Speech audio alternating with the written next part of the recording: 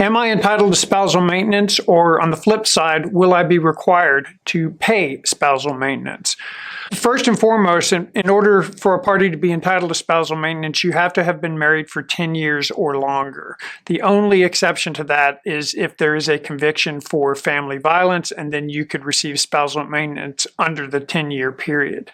In terms of what the amount looks like, there's no set number, there's no set percentage. What the court will look at is the lifestyle of the parties, what are the income of both the parties, who's taking the child, what are the expenses of the parties, what does the property division look like? Will each party be getting a substantial amount of money in the divorce? All those things will be considered in determining whether they will order spousal maintenance. But probably the most important part to understand about spousal maintenance is in Texas, the presumption is you are not entitled to spousal maintenance. It is presumed that you are not entitled to it. So if you are the one requesting spousal maintenance, the burden is on you to prove you need it. Otherwise, the court will deny it.